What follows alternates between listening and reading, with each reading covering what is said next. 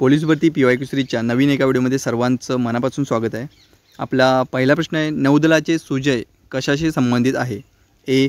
Offshore patrol vessel, B. Tank, C. Missile, D. Helicopter. मी 5 second थांबेन, याच्यामध्ये तुम्हाला स्क्रीन पॉज करून उत्तर द्यायचा प्रयत्न करायचा आहे। आणि याचं योग्य उत्तर आहे ऑप्शन ए, ऑफशोर पेट्रोल वेसल। दुसरा प्रश्न आहे, हंबनटोटा बंदर कोणत्या देशात आहे?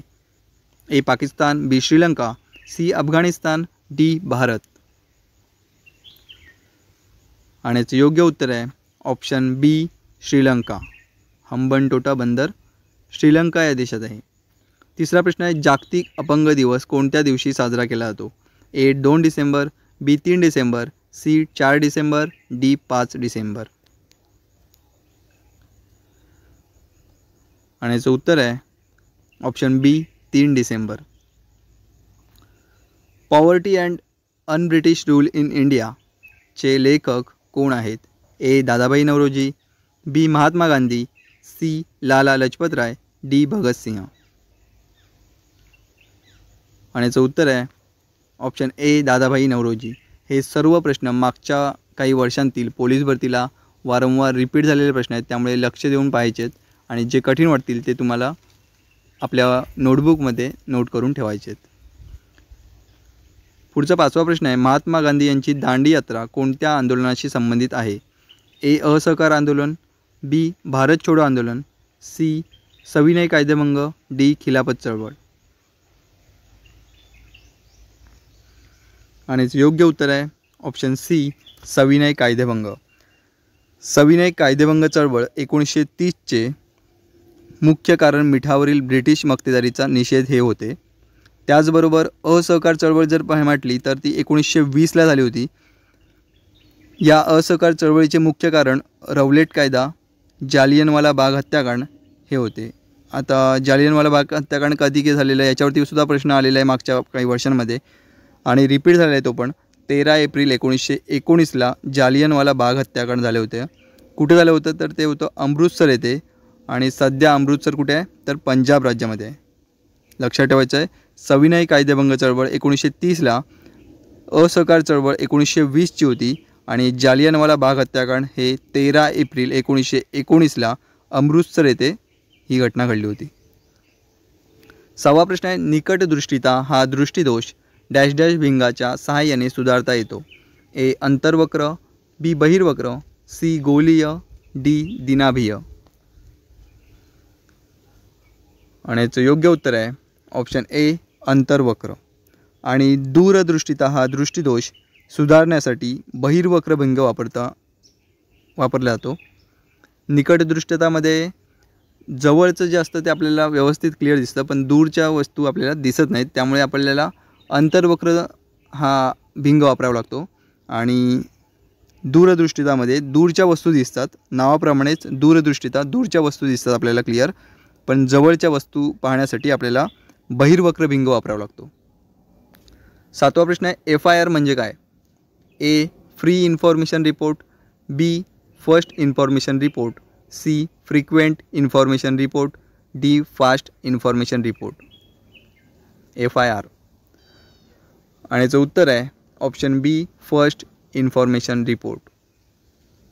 8वा प्रश्न आहे, भारतातील पहिली अणुभट्टी खालीलपैकी कोणत्या नावाने ओळखली जाते? ए. रोहिणी, बी. वैशाली, सी. अप्सरा, डी. कामिनी। आणि याचं योग्य उत्तर आहे ऑप्शन सी, अप्सरा। भारत आणि आशियातील पहिल्या अणुभट्टी म्हणजे अप्सराचे उद्घाटन जवाहरलाल नेहरू यांच्या हस्ते 20 जानेवारी 1957 रोजी झाले। ही अणुभट्टी ट्रॉम्बे, मुंबई येथे स्थित आहे। भारत आणि आशियातील सर्वात पहिली अणुभट्टी अप्सरा। 9वा प्रश्न आहे, खालीलपैकी कोणती गर्ता हिंदी महासागरात आहे? ए. टोंगा, बी. जपानी, सी. Mariana, D. सुंदा। आणि याचं उत्तर आहे ऑप्शन डी, सुंदा। जावा गर्ता किंवा सुंदा गर्ता असं म्हटलं जातं। सुंदा गर्तालाच काय म्हटलं तर जावा गर्ता असं सुद्धा म्हणतात। तर ही हिंदी महासागरातील सर्वात खोल गर्ता आहे। त्याचप्रमाणे प्रशांत किंवा पॅसिफिक महासागरातील मारियाना गर्ता ही पृथ्वीवरील सर्वात खोल गर्ता आहे. लक्षात ठेवायचं आहे, पृथ्वीवरील सर्वात खोल गर्ता जर म्हटलं तर ती पॅसिफिक किंवा प्रशांत महासागरामधील मारियाना गर्ता. आणि हिंदी महासागरातील विचारलं तर जावा गर्ता किंवा सुंदा गर्ता. 10वा प्रश्न आहे, संतोष चषक हा कोणत्या खेळाशी संबंधित आहे? A cricket, B hockey, C football, D kabaddi. आणि योग्य उत्तर आहे ऑप्शन सी फुटबॉल. इतिहासात लाल बाल पाल मध्ये पाल म्हणजे डॅश डॅश हे होते. ए बिपिनचंद्र पाल, बी स्वामी पाल, सी शरदचंद्र पाल, डी राजेंद्र पाल. आणि योग्य उत्तर आहे ऑप्शन ए बिपिनचंद्र पाल. लाल म्हणजेच लाला लजपतराय, बाल म्हणजे बाल गंगाधर टिळक, तर पाल म्हणजे बिपिनचंद्र पाल. लक्षात ठेवायचं आहे. 12वा प्रश्न आहे, पाचाड येथे खालीलपैकी कोणाची समाधी आहे? ए राजमाता जिजाबाई, बी कस्तुरबा गांधी, सी महादजी शिंदे, डी तानाजी मालुसरे. आणि योग्य उत्तर आहे ऑप्शन ए राजमाता जिजाबाई. खालीलपैकी कोणते पाण्यात विरघळणारे विटॅमिन आहे? A vitamin C, B vitamin D, C vitamin E, D vitamin K. पाण्यात विरघळणारे म्हटलं आहे. आणि योग्य उत्तर आहे ऑप्शन ए विटॅमिन सी. फक्त विटॅमिन बी आणि विटॅमिन सी हे पाण्यात विरघळतात, तर इतर सर्व विटॅमिन ए, डी, ई आणि के हे मेदात विरघळणारे विटॅमिन आहेत. फक्त एवढंच लक्षात ठेवायचं आहे, बी आणि सी हे पाण्यात विरघळतात, बाकी इतर सर्व जे कोणते असतील ते सर्व मेदात विरघळतात.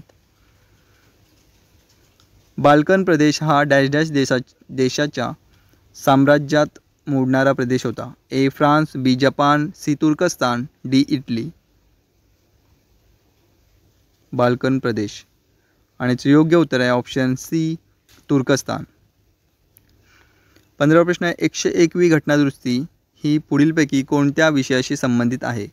ए अबकारी कर, बी उत्पन्न कर, सी विक्री कर, डी वस्तू व सेवा कर.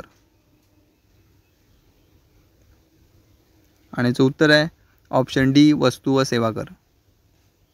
16वा प्रश्न आहे, पुणे जिल्ह्यातील भाटघर धरण हे डॅश डॅश नदीवर बांधलेले आहे? ए पवना, बी भीमा, सी वेळवंडी, डी मुळा.